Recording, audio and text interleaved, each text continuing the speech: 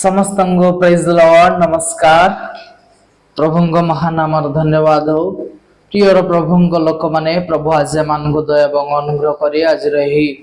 पवित्र दिन देखाई अछंती तेणु करी सर्वशक्तिमान प्रभु आपण परमेश्वर को धन्यवाद दिए एवं विशेष करी आज new life in Christ YouTube channel माध्यम रे प्रत्येक रविवार दिन प्रसारित होथिबा शांतिर वार्ता कार्यक्रम को प्रभु जीशु ख्रीष्ट मध्यम नाम सुस्वागतम जनावछि। प्रिय प्रभुंग लोक माने प्रभु जो समय दे समय निमंते तांको धन्यवाद देवा साथे अल्प समय परमेश्वर को वाक्य आम अध्ययन करबा एवं आज अध्ययन शीर्षक हबो जीशु भूमि रे कोन लेखिले what did Jesus write on the ground. एही प्रसंग पर आमे अल्प समय अध्ययन करबा। आज अध्ययन निमंते जहन लिखित सुसमाचार तार 8 अध्याय 1 ରୁ 11 पद पर्यंत आमे देखिबा। मु दुई गोटी पद पढ़िबा को चाहू अछि। एक पद एवं दुई पद एठारे ए प्रकार लिखा अछि, किंतु यीशु जीत पर्वत को गले, प्रत्युष से पुनर्बार मंदिर को आसिले, पुणी समस्त लोक ताहांग निकट को आसंते से उपवेशन करी से मानको शिक्षा देवा को लागिले। प्रभु एही पठित शास्त्रांश द्वारा आम प्रत्येक को आशीर्वाद करंतु आमेन। प्रिय प्रभुंग लोक माने आज जो प्रसंग पर आमे कथावार्ता करूछे जे प्रभु जीशु ख्रीष्ट एही अध्याय रे पढ़िले आमे देखि परिबा जे अधमुख होई भूमि रे से किछि विषय लेखोछंदी। से थरे नुहे किंतु दुई थरो से सेठारे सही प्रकार लेखोछंदी, किंतु एठारे लेखोछंदी बोली लेखा अछि, किंतु कोन लेखिले से विषय रे एठारे लिपिबद्ध होई नाही। तो आमे आज चिंता करिबा जे प्रभु जीशु ख्रीष्ट प्रकृत रे कोन से लेखिले, केउ परिस्थिति से लेखिबा को पड़िला एवं सही समय रे केउ घटना घटिला ताहा में आज चिंता करिबा। प्रथम रे से जीत पर्वत रो ओल्हाई आसिले, मंदिर को गले,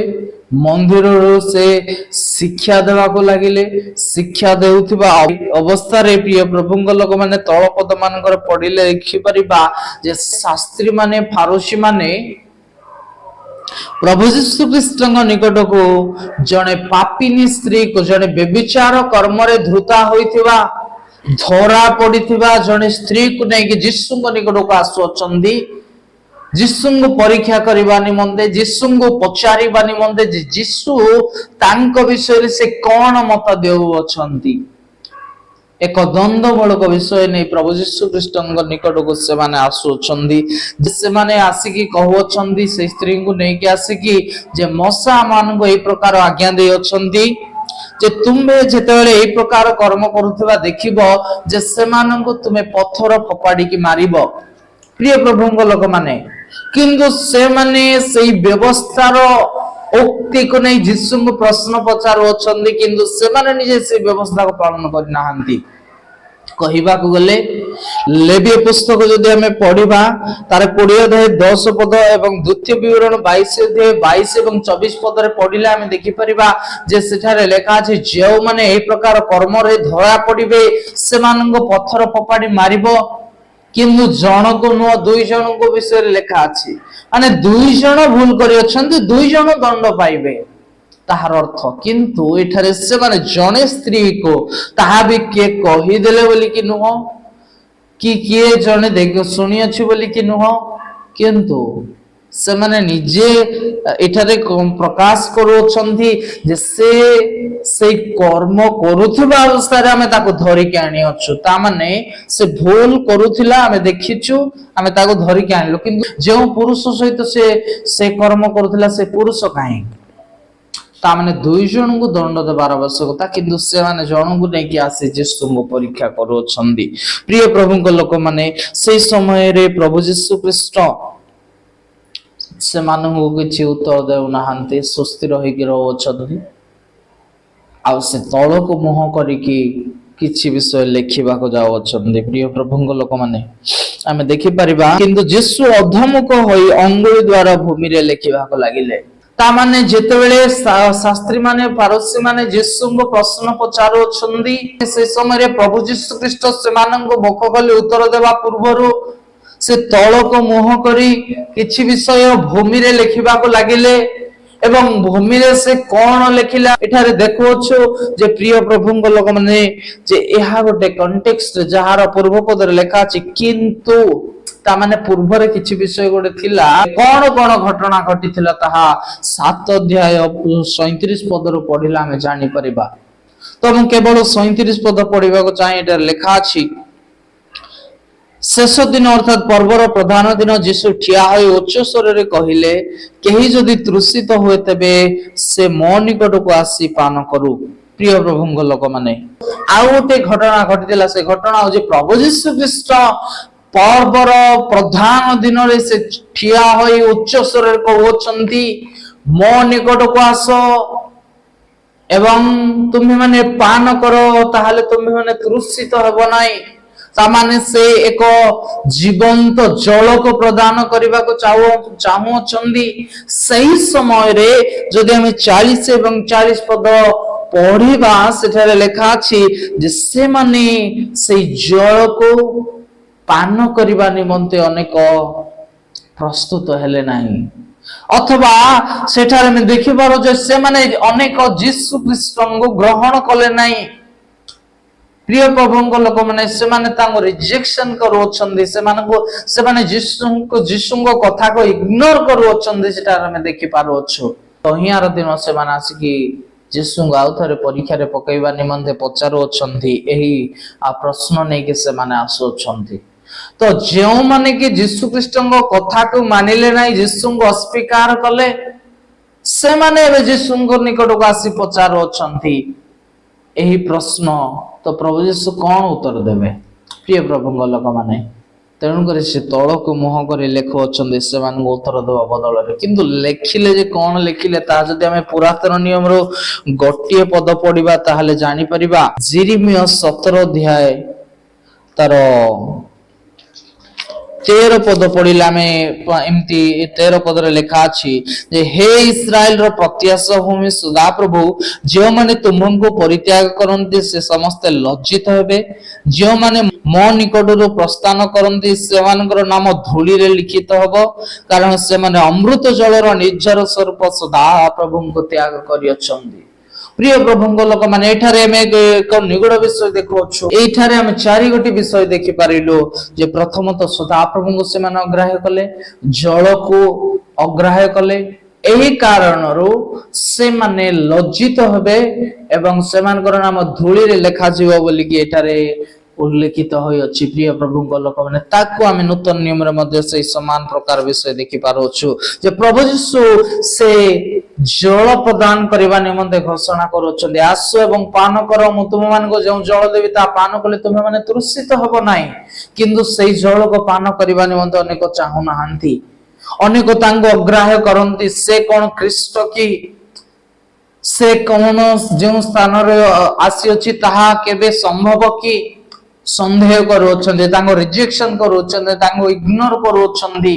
ତାମାନେ ଯେଉଁମାନେ କି ଜୀବନ୍ତ ଜଳକୁ ଅସ୍ୱୀକାର କରୁଅଛନ୍ତି, ପ୍ରଭୁ ଯୀଶୁ ଖ୍ରୀଷ୍ଟଙ୍କୁ ସେମାନେ ମାନେ ଇଗ୍ନୋର କରୁଅଛନ୍ତି, ସେମାନଙ୍କୁ ଜୀବନରେ ଲଜ୍ଜା ଉପସ୍ଥିତ ହବ ଏବଂ ସେମାନଙ୍କର ନାମ ଧୂଳିରେ ଲେଖାଯିବ। ତାହା ଯିରିମିୟ 17 ଅଧ୍ୟାୟ 13 ପଦରେ ଆମେ ଯେମିତି ଦେଖୁଅଛୁ, ସେଇ ଅନୁସାରେ ଅନେକ ବାଇବେଲବିତ୍ ମାନେ, ଶାସ୍ତ୍ରଜ୍ଞ ମାନେ ମତ ଦିଅନ୍ତି ପ୍ରକୃତ ଭାବରେ ପ୍ରଭୁ ଯୀଶୁ ଖ୍ରୀଷ୍ଟ ଯେତେବେଳେ ଲେଖିଲେ ସେ ହୁଏତ ସେହିମାନଙ୍କର ନାମ ଲେଖିଥିବେ, କାରଣ ସେମାନେ ଜୀବନ୍ତ ଜଳକୁ ଅସ୍ୱୀକାର କଲେ, ପ୍ରଭୁ ଯୀଶୁ ଖ୍ରୀଷ୍ଟଙ୍କୁ ମାନେ ଅସ୍ୱୀକାର କଲେ, ତାଙ୍କୁ ଗ୍ରହଣ କଲେ ନାହିଁ। ହୁଏତ ସେଇ କାରଣରୁ ସେମାନଙ୍କ ଜୀବନରେ ଏକ ଲଜ୍ଜା ଆମେ ବି ଦେଖୁଅଛୁ ଯେ ଗୋଟେ ଲଜ୍ଜାଦାୟକ ବିଷୟ। ସେମାନେ ଗୋଟିଏ ପାପିନୀ ସ୍ତ୍ରୀଙ୍କୁ ନେଇକି ଆସୁଅଛନ୍ତି, ଏହା ଏକ ଲଜ୍ଜାକର ବିଷୟ ଅଟେ। କିନ୍ତୁ ଆଉ ଗୋଟେ ବିଷୟ, ଯେତେବେଳେ ସେମାନେ ନେଇକି ଅଭିଯୋଗ ନେଇକି ଆସୁଅଛନ୍ତି, ପ୍ରଭୁ ଯୀଶୁ ଖ୍ରୀଷ୍ଟଙ୍କ ଠାରୁ ଉତ୍ତର ପାଇଲା ପରେ ସେମାନେ ଲଜ୍ଜିତ ହୋଇ ମୁଖ ଫେରାଇ ପଳେଇ ଯାଉଅଛନ୍ତି। ତାମାନେ ନିଜେ ସେମାନେ ନିଜ ଜୀବନରେ ସେମାନେ ଲଜ୍ଜାକୁ ଅନୁଭବ କରୁଅଛନ୍ତି। ଚତୁର୍ଥ ବିଷୟ ଯାହା ଆମେ ଦେଖୁଅଛୁ ଯେ प्रभु जीशु ख्रीष्ट भूमि रे लेखुअछंदी हुए तो जेरेमिया 17:13 अनुसार जे माने अग्राह्य करियछंदी सदा प्रभु को सेमानकर नाम भूमि रे लेखा जीवो बोली हुए तो प्रभु जीशु ख्रीष्ट एही कारणरो सेमानकर नाम हुए तो लिखिथिबे कारण से माने जीशु को अग्राह्य कले आ तांको निकट को हेकी एही प्रश्न पचारो अछंदी तेनु करी जीशु सेमान को दर्शाइबा को चाहू अछंदी कोन बोली कि 7 पद पढ़िले जानी परिबा मात्र से माने तांको पुनः पुनः पचारंदे प्रभु यीशु तांको उत्तर कहउछंती जे तुम मानक मध्य जे निष्पाप से प्रथम रे ताको पत्थर फपाडू प्रिय प्रभुंग लोक माने आमे भी जदि देखिबा द्वितीय विवरण 17:7 पद पढ़िले भी जानी परिबा जे कि साक्षी से प्रथम रे पत्थर फपाडी मारिबो किंतु ए माने जेतेबेले कि आसिले प्रभु यीशु से विषय को स्पष्ट करि दउछंदी जे तुम मानक मध्य जे निष्पाप जे पाप करि नै जा जीवन रे पाप नाही से प्रथम रे पत्थर फपाडी मारू आउ थरे प्रभु यीशु ख्रीष्ट जेतेबेले ई कथा कहि कि मोह तळको करि लेखुचंदी भूमि रे होय तो से मानकर नाम लिखिथिबे जे से मानकर नाम से मानकर पाप से मानकर दर्शाई दे थाई पारंदी प्रभु यीशु ख्रीष्ट जो द्वारा से माने निजो को जानिला परे निजर भूल को जानिला परे निजो को से माने समीक्षा कला परे से स्थान रो बड़ो ठारू आरंभ करी समस्ते जणे जणे हेई कि सही स्थान छाड़ी के पळाइले प्रिय प्रभुंक लोक माने आ सही समय रे समस्ते छाड़ी के पळेले किंतु प्रभु यीशु ख्रीष्ट ही जणे से स्थान रे रहिले आ सही समय रे जदि हमें पढिबा 10 पद रे लिखा अछि जे प्रभु यीशु ख्रीष्ट सेही नारी को पचारो छंदी प्रभु यीशु ख्रीष्ट मस्तक उत्तोलन करी नारी को पचारिले गो नारी से माने कहांती ता माने प्रभु यीशु ख्रीष्ट जो शब्द एठारे व्यवहार करो छंदी से नारी को माने समस्त नारी जेंति कि सब महिला मानंग सहित से समान दृष्टि तांको देखुछंती से ताको लज्जार दृष्टि देखु नांती अपमान रो दृष्टि देखु नांती से एक नगण्य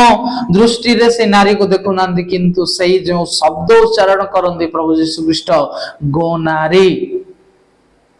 से माने कहांती ता माने समस्तंग सहित समकक्ष भाव रे प्रभु यीशु ख्रीष्ट तांको स्थान देउछंदी एठारे प्रिय प्रभुंक लोक माने तो सेही समय रे नारी उत्तर दियंती जे से माने कहांती बोली यीशु पचारले नारी उत्तर देले जे प्रभु से माने स्थान छाड़ी पळाइले प्रभु आउथरे पचारले से माने कोन तुमको दंडनीय बोली कि ग्रहण करले नाही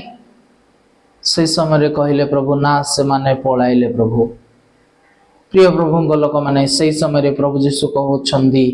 मु मध्य तुमको दंडनीय बोली ग्रहण करू नाही सेठारे प्रभु यीशु ख्रीष्ट तांकर दया को तांकर सेही कहबा गले तांको सेही असीम प्रेम को तांकर क्षमार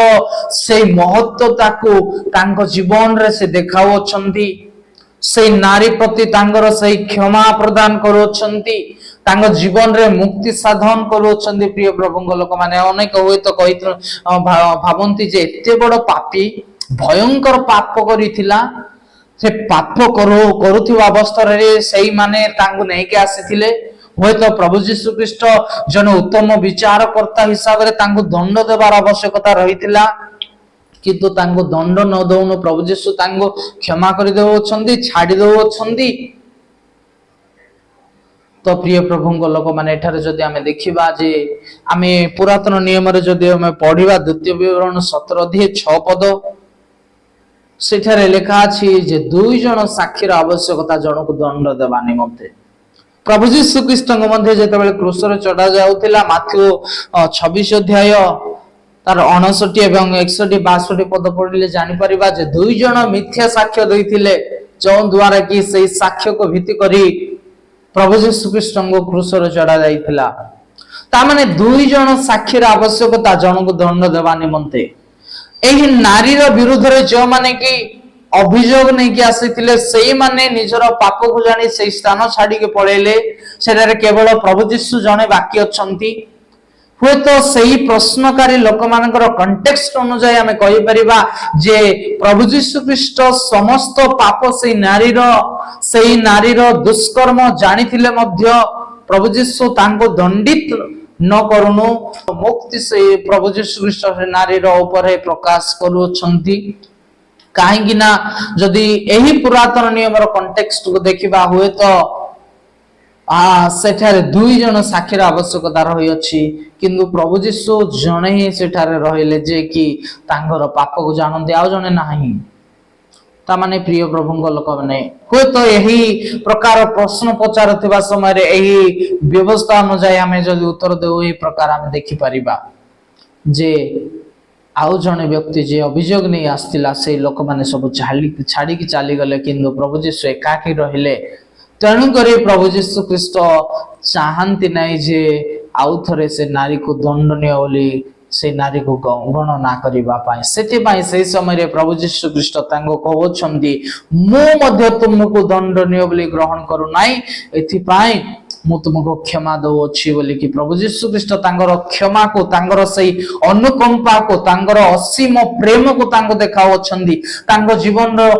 सही कहबा को गले से नारी प्रति एक प्रगाढ़ क्षमा को प्रकाश करुछंदी जो द्वारा से नारी क्षमा प्राप्त हेबो मुक्ति प्राप्त हेबो एवं नया जीवन पाइबो नया परिचय पाइबो सेथि पाए प्रभु जीशु ख्रीस्ट तांको जीवन रे नया जीवन को नया परिचय को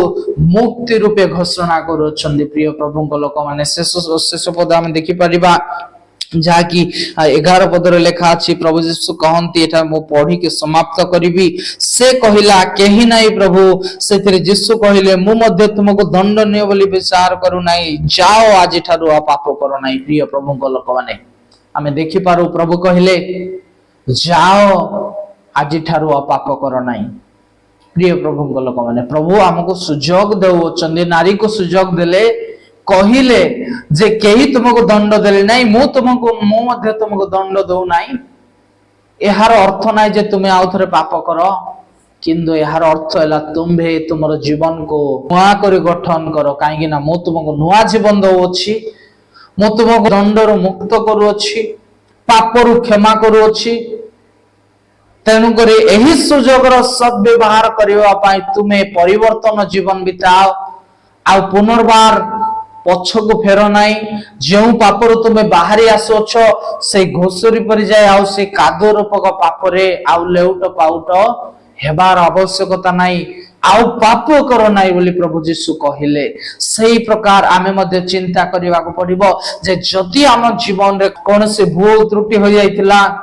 सही विषय निमंते जदि आमे जीशु निकट को आसीगी समर्पित हो प्रिय प्रभु लोक माने प्रभु जीशु आज आम प्रत्येक कहउछन्दी जाओ किंतु पाप करो नाही ता माने आमे आउरी पछको न फेरी सम्मुखस्थ विषय जे जीशु अटंदी तांको लक्ष्य रखी सही तांगर क्षमार अनुभूति को प्राप्त होई तांगर प्रेमर अनुभूति को प्राप्त होई से जो नुआ परिचय आमको दे अछन्दी नुआ जीवन को एक नूतन जीवन यात्रा को आरंभ करिबा प्रिय प्रभु लोक माने तेणु करी आसंद आमे निजको समीक्षा करिबा सजाड़िबा जे जेमती प्रभु आमान को बाहर करी अछन्दी मुक्ति प्रदान करी अछन्दी सेही विषय को आमे चिंता करी एही दिन मानकर जेमती आमे पछको हटि न जाओ सेथि पाए आमे माने प्रत्येक आपण आपण जीवन को आपण आपण चरित्र को आपण आपण स्वभाव को